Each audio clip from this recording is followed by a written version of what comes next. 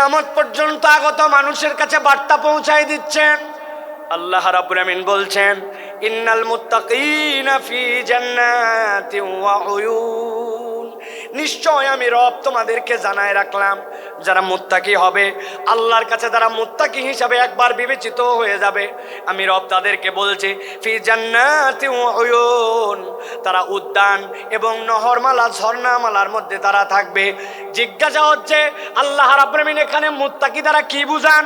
মুত্তাকির অনেক সংজ্ঞা আছে, আমি কেবলমাত্র ছোট্ট দুইটা জিনিস আপনাকে সারা জীবনের জন্য মাথার মধ্যে ঢুকাই দিতে চাই। মুত্তাকি মানে কনসেপ্টের মধ্যে পরিষ্কার রাখবেন, মুত্তাকি হচ্ছে সে আল্লাহ আমাকে যা যা নিষেধ করেছেন, আল্লাহর নিষেধাজ্ঞা থেকে যখন আমি বেঁচে থাকি, আল্লাহ যা আমাকে করতে মানা করেছেন সেইটার ধারে কাছে যখন আমি যাই না, সেই পথ যখন মারাই না, বান্দা যখন এই কাজ করতে শুরু করে, আল্লাহর কাছে সে তখন মুত্তাকি হিসাবে বিবেচিত হয়। সুবহানাল্লাহ বলে।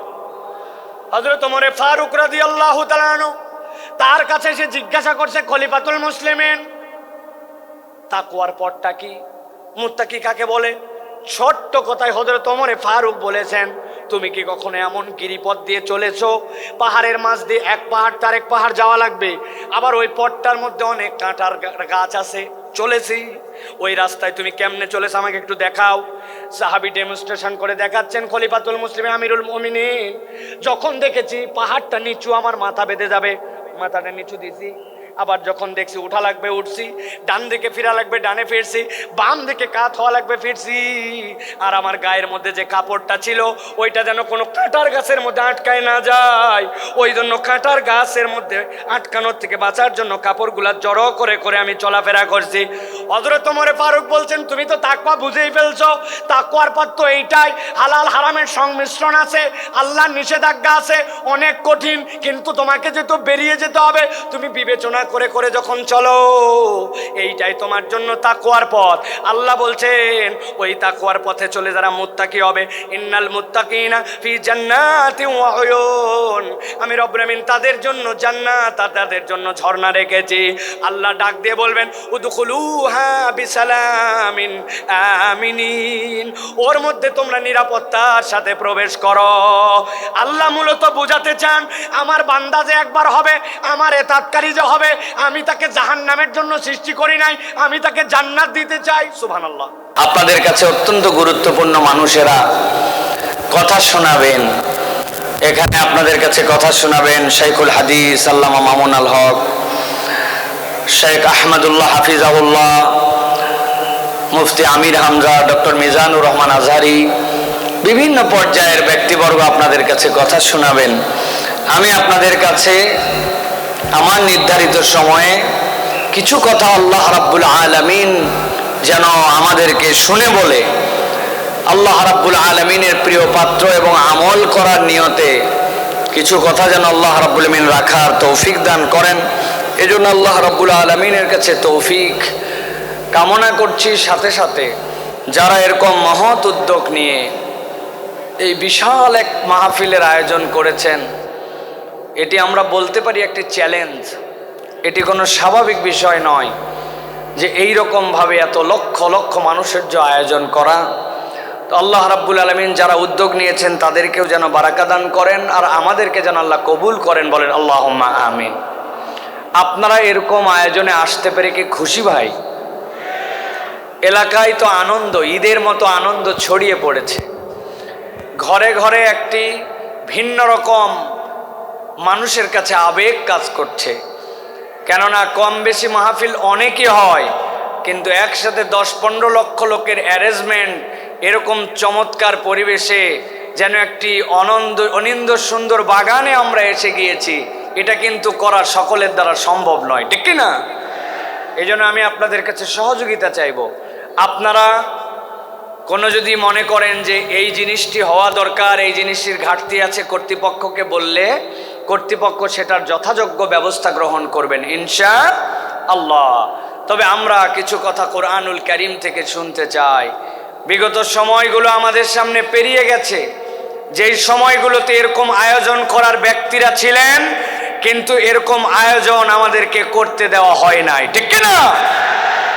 কিন্তু আল্লাহ রাব্বুল আমিন আমাদের জন্য যে সুন্দর সুবাসিত সময়কে দান করেছেন, আমরা আল্লাহর কাছে কামনা করব যে আল্লাহ রাব্বুল আমিন এই সময়টুকুকে যেন আমাদের অব্যাহত রাখেন এবং এটাকে যেন ইসলামের পক্ষে কাজে লাগানোর মতো তৌফিক দান করেন, ঠিক কি না?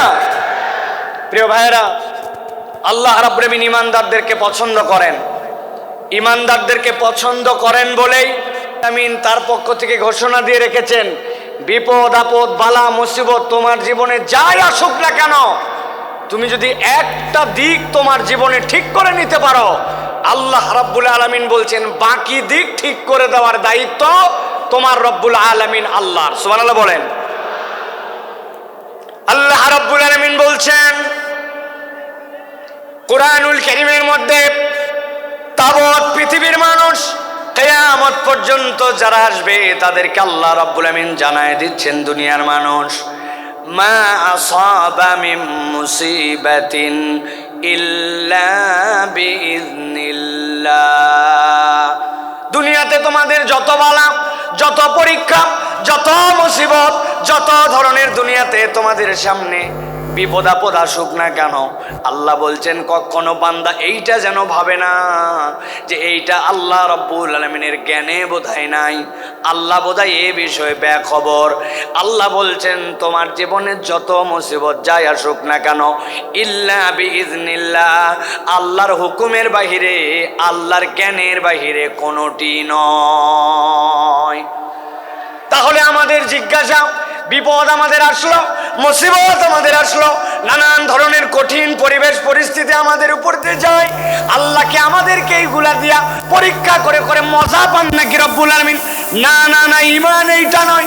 আল্লাহ বলছেন মুসিবত তোমাদের যেরকমই হোক না কেন, আমি আল্লাহ তোমাদের জন্য জানাচ্ছি, ওয়ামান ইউমিন বিল্লাহ ইয়াহদি কলবাহু, কেউ যদি একবার তার রব হিসাবে আল্লাহ রাব্বুল আলামিনের প্রতি ঈমান আনতে পারে, আল্লাহর প্রতি বিশ্বাস করতে পারে, আল্লাহকে রব হিসাবে মেনে নিতে পারে, আর অন্তর থেকে এইটার রিফ্লেকশন যদি তার চলে আসে, আল্লাহ বলছেন ইয়াহদি কলবাহু, আল্লাহ ওই বান্দার জন্য হেদায়েতের ব্যবস্থা করে দেন।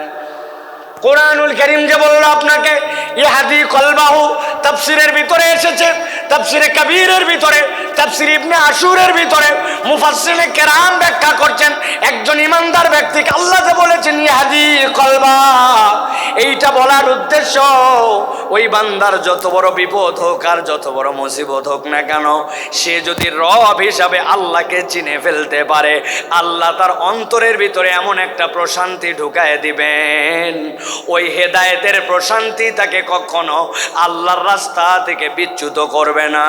পরীক্ষা যতই আসুক, ওই বান্দার অন্তরটা আল্লাহর উপরে স্টেবল থাকবে। সুবহানাল্লাহ। আল্লাহ রাব্বুল আলামিনের এই কথাটা বোঝার জন্য আমি একটা উদাহরণ দেব, ভালো করে সারা জীবন মনে রাখতে হবে। যে কয়টা উদাহরণ দেব নাম্বার দিয়ে গুণে গুণে মনে রাখতে হবে। এইটা হচ্ছে উদাহরণ নম্বর 1। কয় নম্বর? কথা বলেন, ভালো করে খেয়াল করেন। সুন্দরবনের পাশে এক লোকের বাড়ি, একটা মহল্লা আছে সুন্দরবনের পাশে। ওই মহল্লায় সুন্দরবনের পাশে কিছু মানুষ বসবাস করে। এক ব্যক্তির একটা পুকুর আছে, পুকুরটা ধরেন 2 বিঘার। এই বছর বন্যা উঠেছে, বন্যার কারণে পুকুরের ভিতরে পানি ঢুকছিল। সাধারণত পুকুরের মধ্যে যখন পানি ঢুকে বন্যায় কিছু মাছ ঢোকে, ঠিক কিনা? বেরো হয় কিন্তু কিছু মাছও আসে। ওই লোক চিন্তা করছে এই বছর আমি পুকুরটাকে একবারে ছেঁচে পরিষ্কার করে সব মাছ ধরে ফেলবো। পুকুরটা ছেঁচবে কিন্তু পুকুরের মধ্যে কচুরি পানা, দল পানা। যশোরের লোক কি বলেন ভাই? পানা বলেন, পানা, কচুরি পানা অনেক। ওই কচুরি পানার কারণে স্বাভাবিক মাছ ধরা যায় না। সরায় সরায় মাছগুলা ধরছে। ধরার পরে পুকুরের কোনো পানি নাই, কিন্তু ওই যে পলি পড়েছে পুকুরের মধ্যে আর পুকুরের কাদা, ওইগুলা দিয়ে পুকুরে 1-2 হাত পর্যন্ত কাদায় কেতকেতা। আর পুকুরের মধ্যে কচুরি পানা। ওই এলাকার একটা লোকের একটা গরু আছে, গরুটা ছেড়ে দেওয়া, সারাদিন খায় দায়, সন্ধ্যাবেলা বাড়িতে ফেরত আসে। ওই গরু কচুরি পানা কিন্তু গরুর পছন্দ, গরু চিন্তা করছে এত সুন্দর কচুরিপানা এখন যেরকম মাটির সাথে লেগে গেছে, এখন তো খাওয়া যায়। পুকুরের পাড়ে যে কচুরিপানা খেতে শুরু করেছে, একটা দুইটা করে খায় আর কচুরিপানা খায় মজা পায়। মজা পেতে পেতে গরুটা আস্তে করে পুকুরের মাছ বরাবর চলে গেছে। যাওয়ার পরে কাদার খেয়াল করে নাই, সামনের দুই পা ভস করে ঢুকে গেছে ভিতরে। যেই না পা ঢুকছে, এখন পিছনের পা উঠানোর জন্য তুলতে যায়, পিছনের পা উঠানোর জন্য যত তুলতে চায় সামনের পা তত বসে যায়, আবার সামনেরটা তুলতে যায় পিছনেরটা বসে যায়। ওই গরু গেছে ফান্দে পড়ে, গরু আটকায় গেছে, আর উঠতে পারে না। অনেকক্ষণ হামলা হামলি চিল্লা চিল্লি করছে, কিন্তু বুঝছে চিল্লা চিল্লি করে কোনো কাম নাই, যত নড়ে তত ভিতরে ঢুকে যায়। খানিকক্ষণ পরে গরু চিন্তা করছে এত টেনশন করার কোনো কারণ নাই, আমার একটা মালিক আছে, সন্ধ্যাবেলা যদি তার বাড়িতে যেয়ে দেখে আমাকে খুঁজে না পায়, নিশ্চয় আমাকে খোঁজার জন্য আসবে। কথা ঠিক। যেই না সন্ধ্যা হয়েছে, মালিক দেখে আমার গরু ফেরত আসে নাই, সাথে সাথে খুঁজতে খুঁজতে যে পুকুরের মধ্যে দেখে আটকায় আছে, বুক পর্যন্ত কাদার মধ্যে। মালিকের মেজাজ খারাপ, দুপুর বেলার থেকে খুঁজতেছি বেটা, বিকালবেলা তুমি পুকুরের মধ্যে খাওয়ার আর জায়গা পাও নাই। হাতের মধ্যে একটা লাঠি ছিল, আস্তে করে যাই আগে কয়েকটা পেছনে ধাপ ধাপ করে লাগায় দিছে।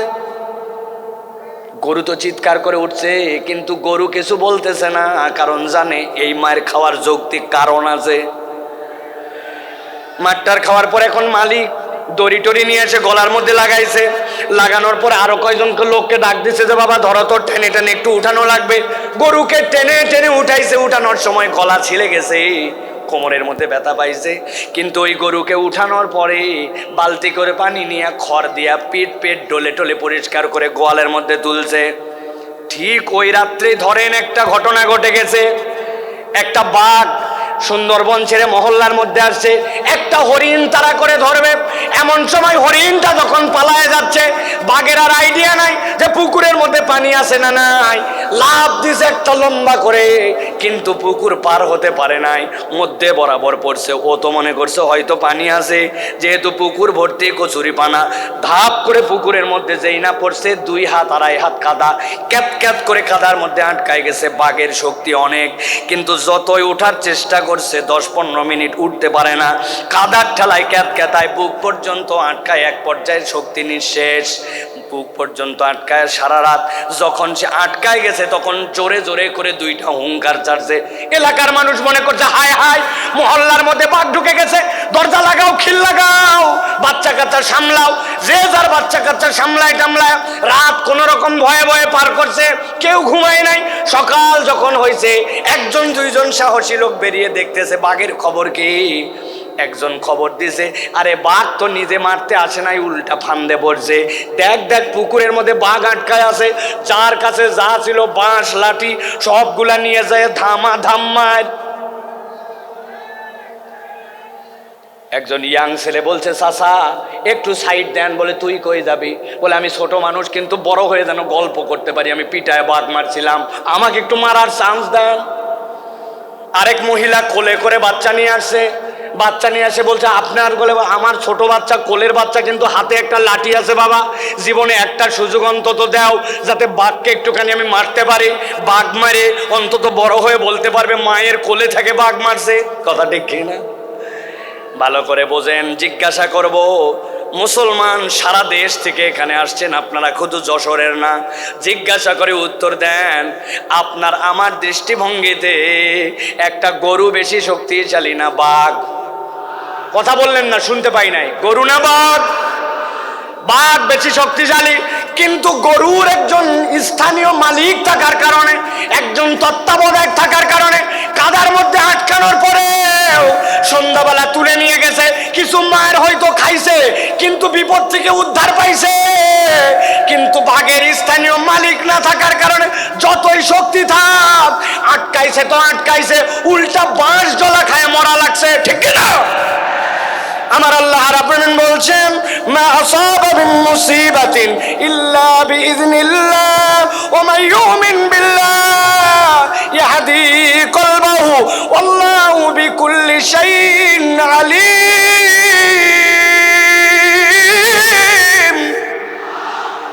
এই দুনিয়ার মানুষ, তুমি ভালো করে জেনে রাখো, বিপদ তোমার যত হোক, মুসিবত তোমার যত হোক, তুমি আল্লাহর প্রতি যদি ঈমান আনার মতো আনতে পারো,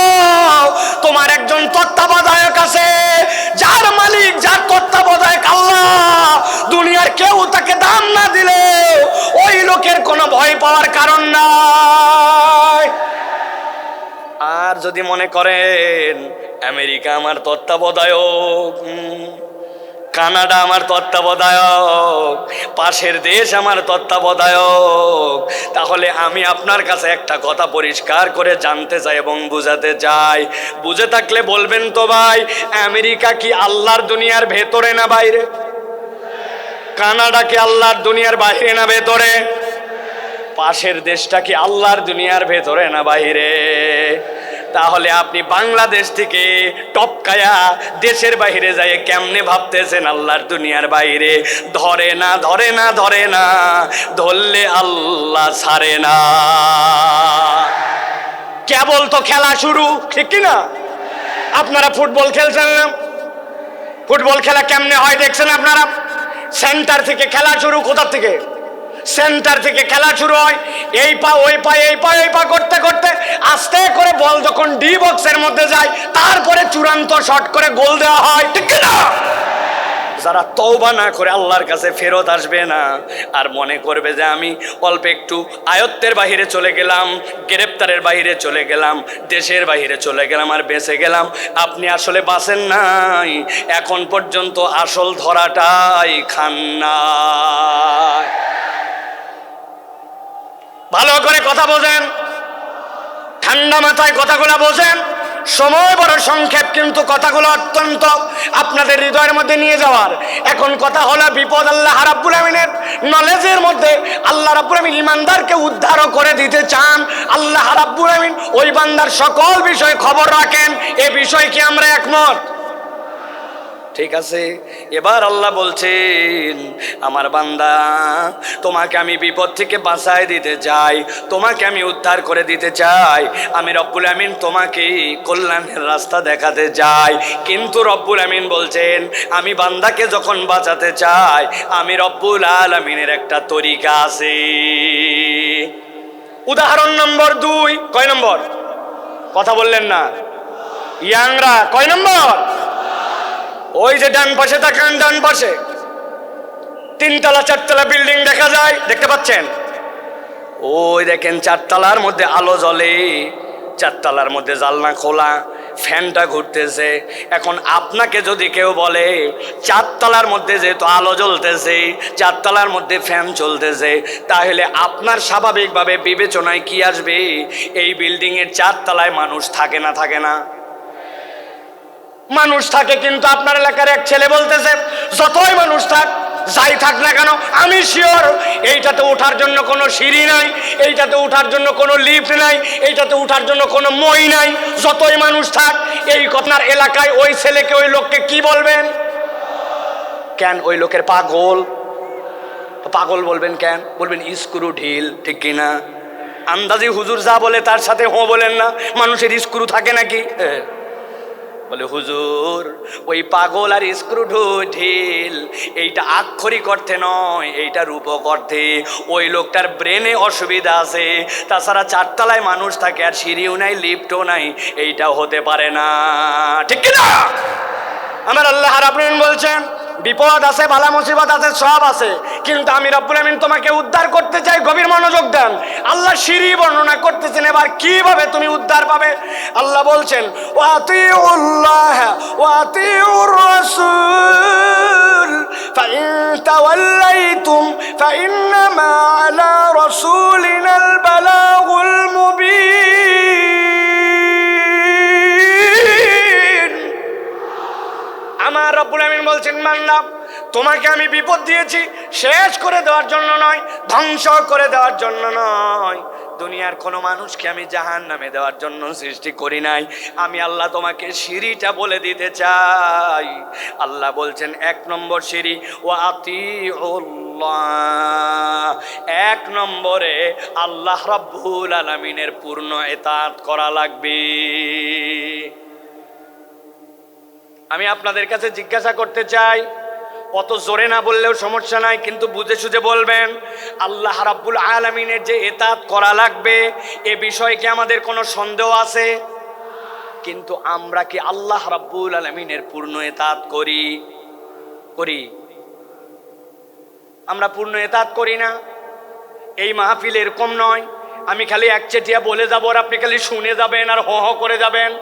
আমি আপনার চিন্তার খোরাক দিতে চাই। একটুখানি ঠান্ডা মাথায় এবার চিন্তা ভাবনা করেন তো। আমি 5-7 সেকেন্ড আপনাকে সময় দিব। আমি আল্লাহর এতাত করতে হবে জানি, কিন্তু পূর্ণ এতাত করি না। বলেন তো আমাদের পূর্ণ এতাত না করার পেছনের কারণ কি হতে পারে? ভাবেন, চিন্তা করেন আপনি একটু 5-7 সেকেন্ড মনে মনে একটা কিছু চিন্তা করেন। আপনাদের এক একজনের এক এক ধরনের প্রশ্ন আপনাদের চিন্তার উদয় হয়েছে কিনা ভাই? আমি আপনার কাছে একটা সামারি করি, দেখেন তো আমার চিন্তার সাথে আপনার চিন্তার সাথে সমন্বয় হয় কিনা। আল্লাহর ইতাআত করতে হবে কিন্তু পূর্ণ ইতাআত করি না। আমি আমার ক্ষুদ্র দৃষ্টিভঙ্গিতে দেখেছি এর অন্যতম কারণ হচ্ছে আমরা আল্লাহ রাব্বুল আলামিন যে আমাদের জন্য রাজ্জাক আর রব, আল্লাহর রাজ্জাক আর রুবুবিয়্যাতের মূল পরিচয় আমরা ওয়াকিফাল নয়, ঠিক কি না? আপনি বলবেন হুজুর আমি আমার রাজ্জাক রবকে চিনি। কেমনে চিনেন? আমার বাড়িতে খাবার অভাব নাই, আমার বাড়িতে বাজার হাট নিয়ে চিন্তা নাই। আল্লাহ আমাকে আলহামদুলিল্লাহ যথেষ্ট খাবার, যথেষ্ট আমার বাজার, যথেষ্ট চাল ডাল আমাকে দিয়েছে। আপনি যদি মনে করেন আল্লাহ আপনাকে চাল ডাল আর খাদ্য এইটাতে একমাত্র আপনার জন্য রাজ্জাক, আপনি তাহলে আল্লাহর রাজ্জাক নামের 1% কেবল চিনছেন, বাকিটুকু আপনি চিনেন নাই। আল্লাহ নিজের পরিচয় দিয়েছেন, ইন্নাল্লাহা হুয়ার রাজ্জাকু যুল কুওয়াতিল মাতিন।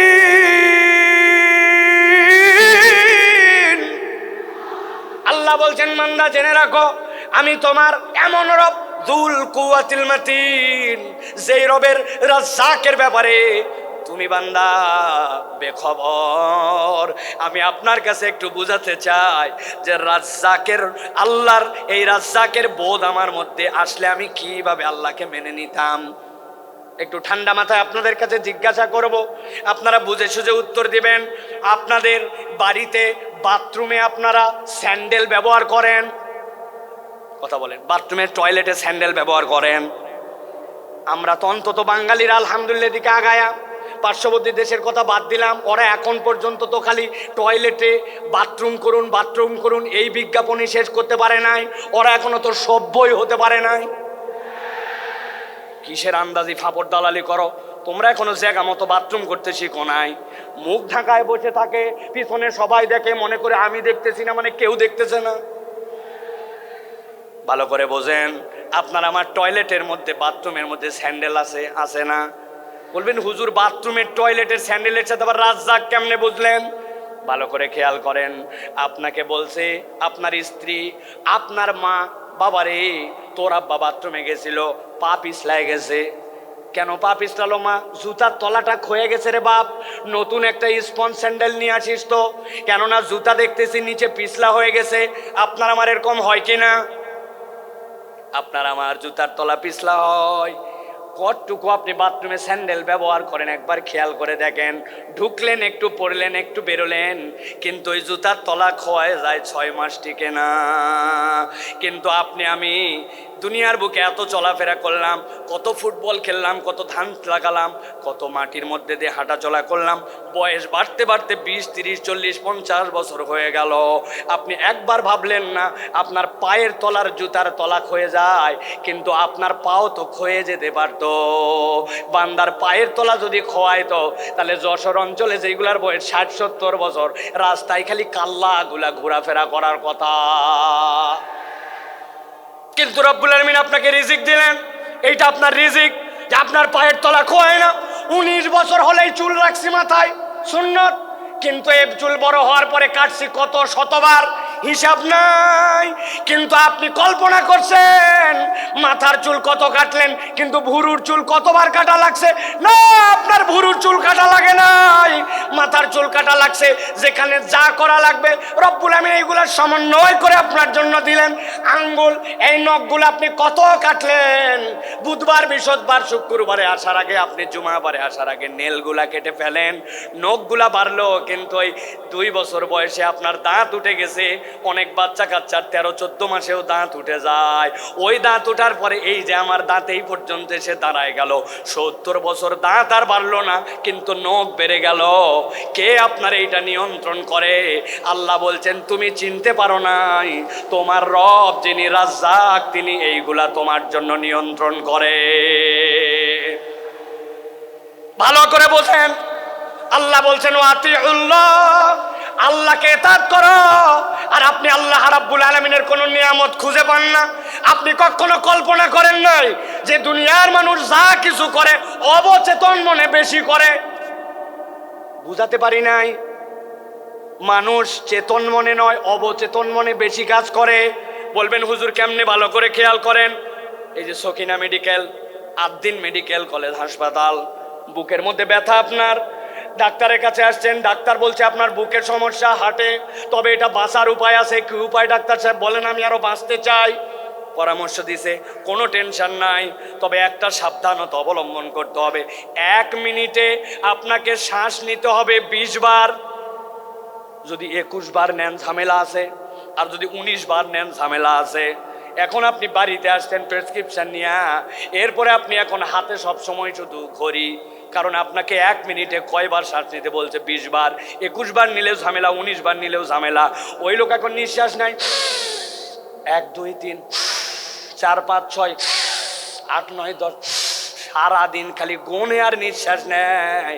1-1.5 ঘন্টার বেশি এই গুনার হিসাব মিলাতে পারবেন না। আপনি যদি গুনে গুনে নিঃশ্বাস নেওয়া লাগতো, দুনিয়ার বুকে 2 ঘন্টাও টিকে থাকা সম্ভব নয়। এইগুলো অবচেতন ভাবে রব্বুল আলামিন সব নিয়ন্ত্রণ করেন। যিনি নিয়ন্ত্রণ করেন তিনি রব, তিনি আপনাকে আমাকে এই রিজিক দিয়া রাখছেন, ঠিক না? যশোর অঞ্চলে পিঠার অঞ্চল, ঠিক না ভাই? পিঠা পুলি জামাইরে খাওয়ান তো আপনারা, না খাওয়ান না? বাদ দিছেন না? এখনো খাওয়ান। জামাইরে খাওয়াই। খেজুরের রসের অঞ্চল, অদ্ভুত আল্লাহ নিয়ামত দিয়েছেন। এই নিয়ামতকে রব্বুল আলামিন ভরপুর করে দিয়েছেন। এক জামাই আপনার এলাকায় আসছে, সকালবেলা শাশুড়ি পিঠা খাইতে দিছে। উনি বলছে আম্মা আমার পিঠা কোথায় দেন? বলছে জামাই চোখ খোল। বলছে আম্মার দুঃখের কথা বলেন না, গতকালকে তাড়াহুড়া করে আসছি, আসার সময় চোখের চার্জার আনতে ভুলে গেছি। কি আপনার চোখ যদি চার্জার দিয়ে চার্জ দেওয়া লাগতো, আপনার মোবাইল একদিন গেলে বন্ধ হয়ে যায়, অথচ সারাদিনে 22,000 বার চোখের পলক ফেলছেন। একটা পলকের ডিউরেশন সর্বোচ্চটা 24 সেকেন্ড হতে পারে, যেটাকে পলক হিসাবে কাউন্ট করা হয় সময়ের ক্ষেত্রে।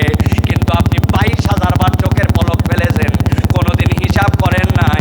যিনি এইটা অকৃত্রিম ভাবে খরায় যাচ্ছেন তিনি আপনার আমার রব রাজ্জাক। সুবহানাল্লাহ বলে। 4টা জিনিস জিজ্ঞাসা করবো, উত্তর দিতে হবে আপনাদেরকে। রেডি আছেন সবাই? রেডি? বলেন তো ভাই, ছালের স্বাদ কেমন? ছাল ছাল। কাঁচা মরিচের স্বাদ কেমন? লবণ। বললেন না? রসগোল্লা, করল্লা। এখানে ডাক্তার সাহেব মহিউদ্দিন ভাই আছে না? অনেক ডাক্তার আছে না? তাদের কাছে যে শুনবেন, আপনি ঝাল খান, লবণ খান, যাই খান, তিতা খান, মিষ্টি খান, পেটের মধ্যে যেই না দিয়েছেন, সাথে সাথে আপনার কতগুলা টক্সিন আসবে। আসার পরে ওইগুলো এটাকে মন্ডু বানাবে, মন্ডু বানানোর পরে ওইটাকে পেটের মধ্যে দিয়ে চিপে চিপে চিপে চিপে আস্তে করে যাবে। ওই রসগুলা যেই না বের হবে, ওইগুলা গ্লুকোজ হবে, ওইগুলা সব চিনিতে রূপান্তর হয়ে যাবে। যেই না আপনার পেটের মধ্যে চিনি হয়ে গেল, এরপরে আপনার চোখের জন্য যেইটা লাগবে, আপনার হার্টের জন্য যেইটা লাগবে, কিডনির জন্য যেইটা লাগবে, আপনার অঙ্গ প্রত্যঙ্গের জন্য যেখানে যেইটা লাগবে সেইটা অটোমেটিক সার্কুলেট হয়। আপনি বলতেছেন এইটা আবার এমন কি? আমি অনেক সময় মজা করে বলি, এখানে আমার অনেক বাইকার বন্ধু আছে যারা মোটরসাইকেল চালায়, আছে কি না? হঠাৎ করে দেখে মোটরসাইকেল বন্ধ হয়ে গেছে, এদিকে কাজ ওদিকে কাজ, ঝুঁকা ঝুঁকি, দেখেন নাই কি নাই? কথা বললেন না? অকটেন নাই, পেট্রোল নাই, ঠিক না? চিন্তা করছে অকটেন নাই, পেট্রোল নাই, তাই কি অনেকক্ষণ ধরে আমার সেই রকম প্রস্রাব চাপছে, আমার নিজের ভিতরে যথেষ্ট পরিমাণে এখন পানি আছে, উনি আস্তে করে ট্যাঙ্কি খুলে ভিতরে ঢুকায় দিয়ে কাম ছাড়ছে। বলেন তো ভাই, নিজের প্রস্রাব দিয়া মোটরসাইকেল চলবে তো?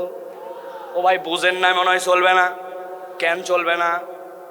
আমার মোটরসাইকেল, আমার প্রস্রাব চলবি না মানে? বলে হুজুর, মোটরসাইকেল চলার জন্য আলাদা করে পেট্রোল লাগে, ব্রেক করার জন্য ব্রেক অয়েল লাগে, ইঞ্জিনের জন্য ইঞ্জিন অয়েল লাগে, এক জিনিসের কত ফাংশন আলাদা আলাদা করে আপনাকে দিতে হয়।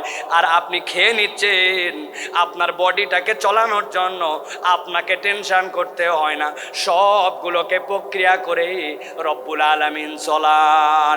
আল্লাহ বলছেন বান্দা যদি একবার বুঝতো যার নির্দেশে আর যার পথ নির্দেশে তার শরীরটা চলে, তাইলে এই কৃতজ্ঞতা যদি তার মধ্যে ঢুকে যেত, ওই বান্দা কখনো আল্লাহর ইতাআতকে ছাড়তে পারে না। ঠিক কি না? আমার আল্লাহ রাব্বুল আলামিন এই জন্য বলছেন ওয়াতিউল্লাহ ওয়াতিউর রাসূল ফাইন তাওয়াল্লাইতুম ফাইন্নামা আলা রাসূলিনাল বালাগুল মুবিন।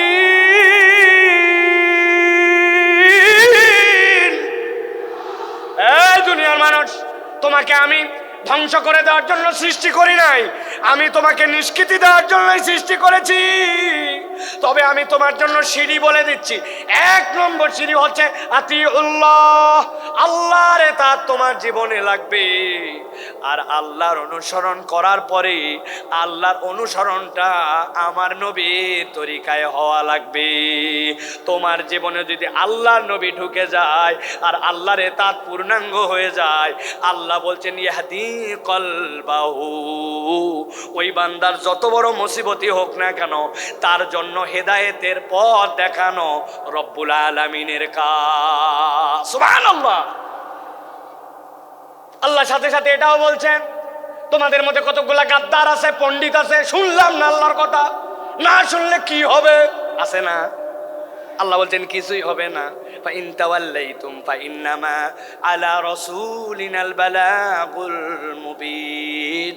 আমি আল্লাহ জানায় রাখলাম, তুমি যদি মুখ ফিরায় নাও, নবী আর নবীওয়ালা কাজ যারা করে তাদের দায়িত্ব হচ্ছে বার্তাটা পৌঁছায় দেওয়া। দারোগাগিরি করার জন্য নবী আর নবীর ওয়ারিসদেরকে দায়িত্ব দেওয়া হয় নাই। আমাদের দায়িত্ব পৌঁছায় দেওয়া। শুনলে তোমার ভালো, না শুনলে তোমার বিপদ। ঠিক কি না? আমরা বহুবার বলেছি জুলুম করেন না, মানুষের প্রতি অত্যাচার করেন না, মিথ্যা মামলা দিয়ে মানুষকে ফাঁসায়েন না, অযথা মানুষের নামে গায়েবী মামলা দিয়েন না, মানুষকে গুম খুন নির্যাতন আয়না ঘর করেন না। আমরা কোরআন হাদিস দিয়ে শতবার বুঝাইছি, তারা বলছে আমাদেরকে ধরে কে? আল্লাহ বলছেন ইন্না বাতশা রাব্বিকা লাশাদীদ, ধরে না, কিন্তু আল্লাহ ধরলে ছাড়ে না। সাবধান করা আমাদের দায়িত্ব। যদি না মানি, আল্লাহ বান্দার সাথে কি করবেন এটা আল্লাহর ফয়সালা। ঠিক কি না? চোখের সামনে সব প্রমাণ, আপনি তারপরে প্রমাণ খুঁজে পান না। যাদেরকে আপনি অপমান করে অপদস্থ করে দেশ থেকে বের হতে বাধ্য করেছিলেন, যাদেরকে মিথ্যা মামলা দিয়ে অন্যায় করে জাতির সামনে লাম্পট্য চরিত্রের অপবাদ দিয়ে ভিতরে ঢুকিয়েছিলেন, আল্লাহ তাদেরকে এমন সম্মানিত করেছেন, তারা আজকে মঞ্চে বক্তব্য দেয়, তাদের কথা শোনার জন্য লক্ষ মানুষ আসে। আর যারা বাধা দিয়েছিল, অন্যায় করেছিল, তাদেরকে খুঁজে পাওয়া যায় না। ঠিক না?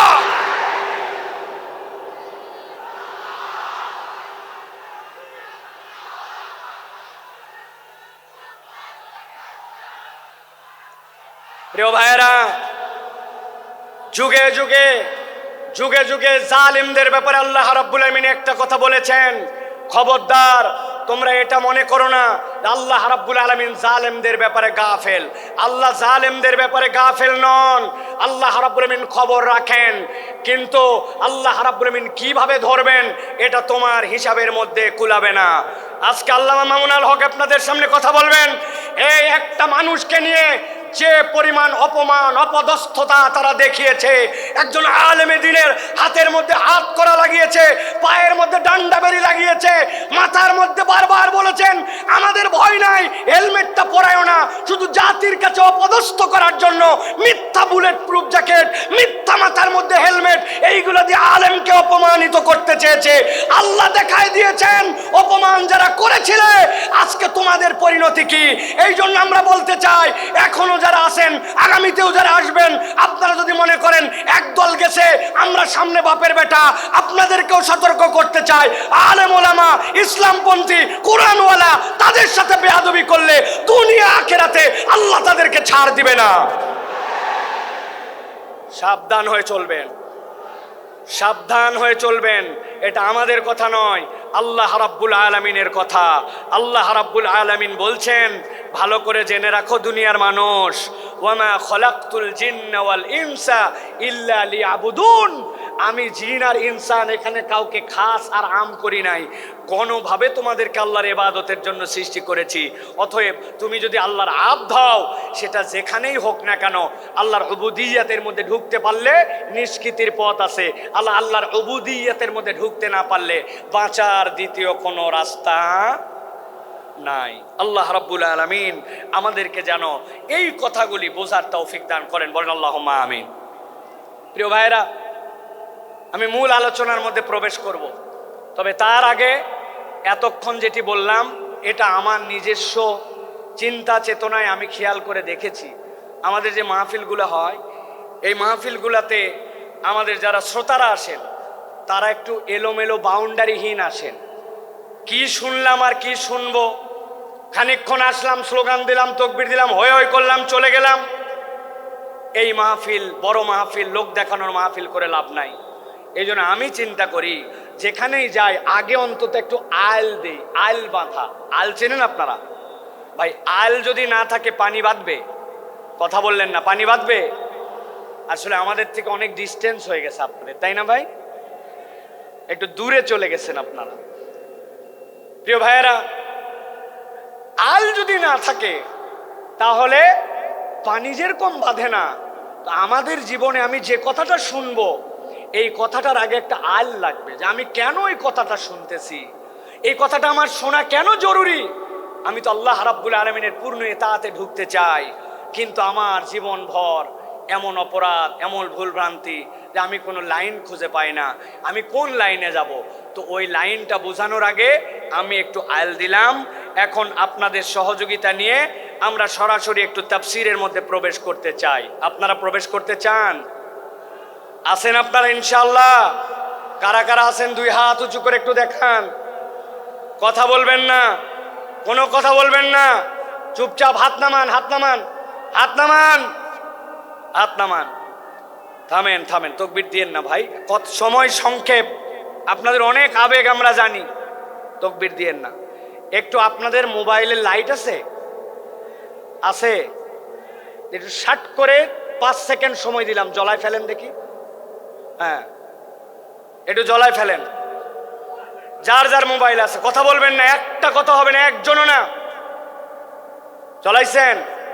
এবার হাতটা উঁচু করেন, দুই হাত, দুই হাত। যারা জ্বলাতে পারে নাই শিখায় দেন কেমনে জ্বলাতে হয়। হাত উঁচু করেন, হাত উঁচু করছেন, শক্ত করেন, শক্ত, একটু শক্ত, একটু ডানে দিকে নড়া দেন। এবার একটু বামে দেন, এবার একটু সামনে দেন, একটু পিছনে দেন, এবার একটু পিছনে টানা দেন, টানা দেন। এবার হাতটা সোজা করেন, সোজা সোজা সোজা করেন। এবার হাতটা এরকম করে নড়াচড়া দেন, দুই দিকে নড়াচড়া দেন। এবার হাতটা সোজা করেন, স্ট্রেট, নো নড়াচড়া। গলাটা পরিষ্কার করেন, ভালো করে দিছেন। এবার আমরা আকাশ বাতাস মুখরিত করে আল্লাহর একটা তাকবীর দিয়ে আলোচনার মধ্যে প্রবেশ করতে চাই। যারা আসমান জমিন মুখরিত করে একটা তাকবীর দিতে পারবেন তারা বলেন আল্লাহুম্মা আমিন। এই স্বেচ্ছাসেবক ভাইরা, আপনারা দিবেন না তাকবীর? নাকি আপনারা ওয়াজের বাইরে? আপনারা তো ওয়াজের ভিতরে। হাত সোজা করেন। কারা কারা জ্বলাতে পারে নাই শিখায় দেন, হাত সোজা করেন। সোজা করছেন? আল্লাহুম্মা আমিন বলেন। এবার একটা আকাশ বাতাস মুখরিত করে তাকবীর দেখতে চাই। আমি আল্লাহু আকবার আসতে বলবো, লিল্লাহি তাকবীর, আপনারা জোরে করে আল্লাহু আকবার বলবেন, যাতে কোনো বিতাড়িত শয়তান এখানে থাকতে না পারে। পারবেন ইনশাআল্লাহ? দেখে এটা তাকবীর দেন, লিল্লাহি তাকবীর, লিল্লাহি তাকবীর। আল কোরআনের আলো, আল হাদিসের আলো, তোমার নেতা আমার নেতা, তোমার নেতা আমার নেতা, আলেম ওলামা যেখানে, আল্লাহর আইন যেখানে, লিল্লাহে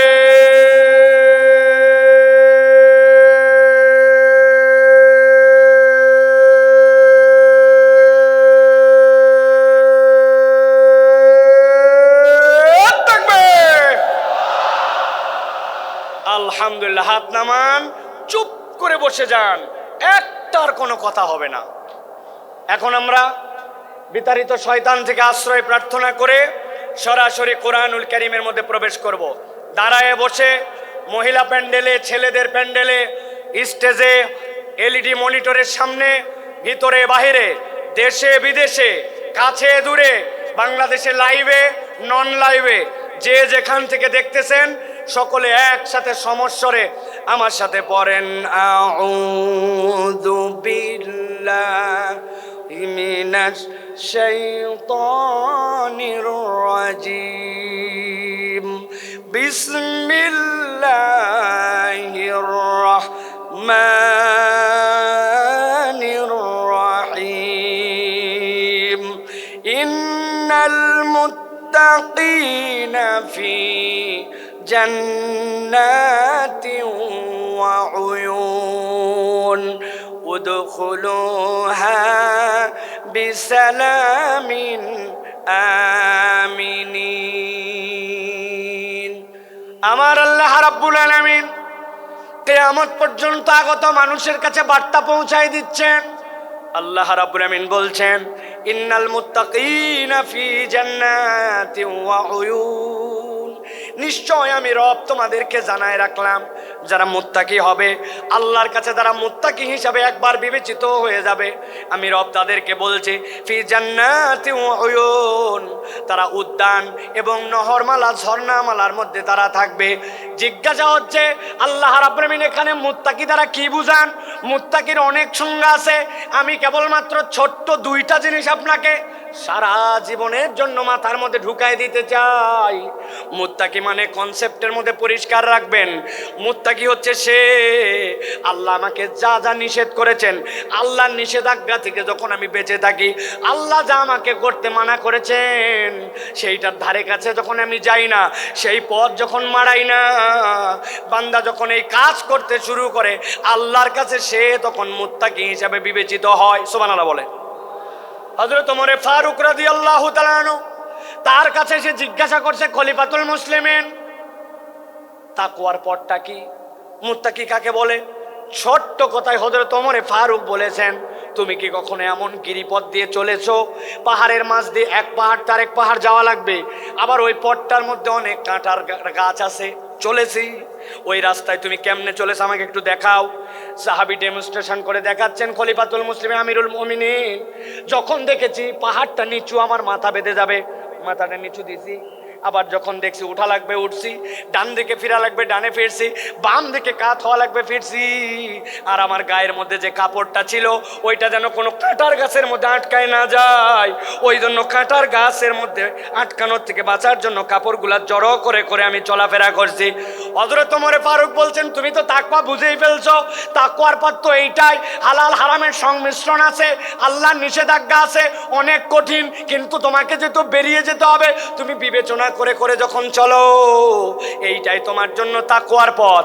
আল্লাহ বলছেন, ওই তাকওয়ার পথে চলে যারা মুত্তাকি হবে, ইন্নাল মুত্তাকিনা ফি জান্নাতিন ওয়া উয়ুন, আমি রব্বুল আমিন তাদের জন্য জান্নাত আর তাদের জন্য ঝর্ণা রেখেছি। আল্লাহ ডাক দিয়ে বলবেন, উদখুলুহা বিসালামিন আমিনিন, ওর মধ্যে তোমরা নিরাপত্তার সাথে প্রবেশ করো।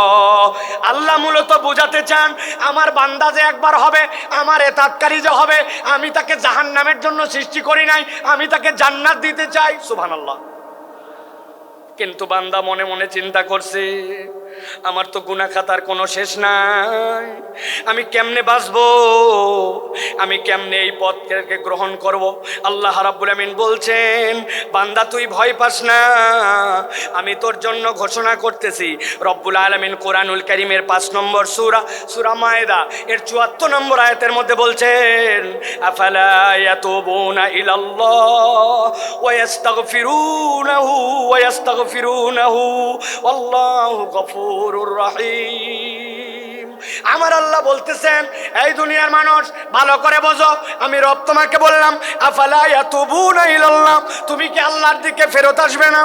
ওয়াস্তাগফিরুনাহু, আর তুমি কি তোমার রবের কাছে ক্ষমা চাইবে না? এটার দ্বারা আল্লাহ কি বুঝাতে চান? তুমি যদি আল্লাহর কাছে ফেরত আসো আর যদি ক্ষমা চাও, আল্লাহ বলছেন আমি রব্বুল আমিন নিজেকে ঘোষণা দিলাম আল্লাহু গফুরুর রহিম, রব তাকে দয়াময় ক্ষমা করার জন্য রেডি আছে। সুবহানাল্লাহ। তাহলে আমাদের কাজ রব্বুল আলামিনের কাছে ফেরত আসা। আল্লাহ অন্য আয়াতে বলতেছেন কুলিয়া ইবাদিয়াল্লাযীনা আসরাফু আলা আনফুসিহিম, কুল, হে নবী আপনি বলে দেন, ইয়া ইবাদিয়া, হে আমার বান্দারা, আল্লাযীনা, যারা, আসরাফু, বাড়াবাড়ি করে ফেলেছো, আলা আনফুসিহিম, নিজেদের অন্তরের উপরে, লা তাকনাতু মির রাহমাতিল্লাহ, তুই তোর রবের দয়া থেকে কখনো ভরসাহীন হয়ে যাস না। ইন্নাহু হুয়াল গফুরুর রহিম, আল্লাহ বলছেন তোর রব নিশ্চয় ক্ষমাকারী আর নিশ্চয় তোর রব রাহিম। আল্লাহ এরপরে বান্দাকে বলছেন ওয়ানিবু ইলা রাব্বিকুম ওয়া আসলিমু লাহু, আল্লাহর কাছে ফেরত আয় আর একবার বল আল্লাহ ভুল হয়ে গেছে, এখন আমি তোমার কাছে আত্মসমর্পণ করলাম। কোন পর্যন্ত ডিউরেশন? মিন ক্বাবলি আন ইয়াতিয়াকুমুল আযাব, আযাবের দিবস তথা কিয়ামত হওয়ার আগ পর্যন্ত একবার যদি বান্দা আল্লাহর কাছে ফেরত আসে, আল্লাহ বলছেন সুম্মা লা তুনসারুন, আর একবার যদি তোর মৃত্যু চলে আসে আর কেউ সাহায্য করতে পারবে না। আল্লাহ এই আয়াতগুলা সাক্ষ্য দেয় আল্লাহ বান্দাকে ক্ষমা করে দিতে চান। সুবহানাল্লাহ। এখন আপনাদের কাছে দুইটা প্রশ্ন। এক নম্বরে আল্লাহ রাব্বুল আমিন ক্ষমা করে দিতে চান, আমরা কি ক্ষমা পাইতে চাই? আল্লাহকে আমাকে শোনাতে হবে না, আমাকে শোনাতে হবে না, আমরা কি ক্ষমা পেতে চাই? আল্লাহ রাব্বুল আমিন ক্ষমা করতে চান, পেতে চাই। কিন্তু দ্বিতীয় জিজ্ঞাসা হচ্ছে আল্লাহর কাছে ক্ষমা পেতে চাই, কিন্তু এর জন্য আমাদের কি কোনো প্রচেষ্টা আছে? কি সমস্যা? আস্তে আস্তে আস্তে, একজন দুইজন বলেন, আপনারা চুপ করেন সবাই, শোনা যায় না, স্পষ্ট না? আল্লাহু আকবার। আমাদের মাইকালা ভাই, আমি আপনাকে কতগুলো পরামর্শ এখান থেকে দিয়ে যাই। আগামীকালকে সামনের যে 5-7 রো দেখতে পাচ্ছি, প্রত্যেকটা বাঁশে একটা বাঁশ পর পর 2টা করে টিউবলাইট লাগাই দিবেন। আর সামনের যে বাঁশ, এই বাঁশ থেকে সামনের দিকে 4টা বাঁশ, 2টা হর্ন, 2টা হর্ন, যত সাউন্ড বাইরে থাক এই জায়গাতে কালকে লাগাই দিবেন। ঠিক আছে ভাই? আজকের মধ্যে একটু কষ্ট করে শুনি ভাই, হ্যাঁ? তারপরে আমরা নেক্সট এটা ঠিক করে ফেলবো ইনশাআল্লাহ। একদম চুপ করে দেন সবাই, আমি মাইকের কাছাকাছি ফোকাস রেখে কথা বলার জন্য চেষ্টা করতেছি যাতে আপনারা একটু কথাগুলো বুঝতে পারেন। প্রিয় ভাইরা, খুব গুরুত্বপূর্ণ কথা ভাই, কেবল তো কথা শুরু। আমরা ক্ষমা পেতে চাই এবং আমরা ক্ষমার প্রচেষ্টাও আল্লাহর কাছে করতে চাই, কিন্তু কোরআন হাদিসের পদ্ধতি অনুযায়ী ক্ষমা লাভের উপায় কি এ বিষয়ে আমাদের সকলের পরিষ্কার ধারণা নাই। আমি আপনাদের কাছে বলতে চাই, কোরআন হাদিসের বক্তব্য অনুযায়ী একজন বান্দার ক্ষমা লাভের সর্বনিম্ন 5টা উপায়। জিজ্ঞাসা করব, উত্তর দিবেন শুনতে পালে। ক্ষমা লাভের সর্বনিম্ন উপায় কয়টা? হয় নাই? সকলে হাতগুলা নিচে নামান, এরকম করে হাত নিচে নামাবেন। আমি জিজ্ঞাসা করব কয়টা, হাত তুলে সবাই একসাথে বলবেন 5টা। কোরআন হাদিসের আলোকে ক্ষমা লাভের সর্বনিম্ন উপায় কয়টা?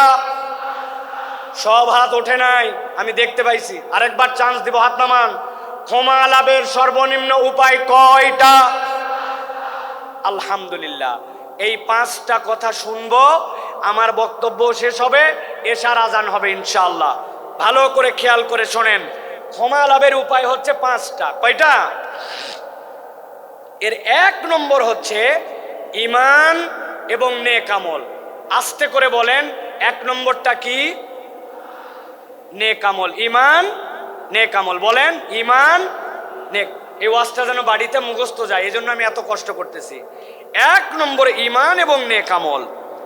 আল্লাহ রাব্বুল আমিন বলছেন, ওয়াদাল্লাহুল্লাযীনা আমানু ওয়া আমিলুস সালিহাত মিনহুম মাগফিরাতাও ওয়া আজরান আযীমা। আল্লাহ বলছেন দুনিয়ার মানুষ শোনো, ওয়াদাল্লাহ, আল্লাহ তোমার সাথে ওয়াদা করছেন। আপনি বাড়ির থেকে বেরিয়ে এসেছিলেন, বাচ্চা বলছে আব্বা আমার জন্য চকলেট নিয়ে আসবে। আপনি বলছেন ঠিক আছে চকলেট নিয়ে আসবো, কিন্তু বাড়িতে ঢোকার সময় ভুলে গেছেন।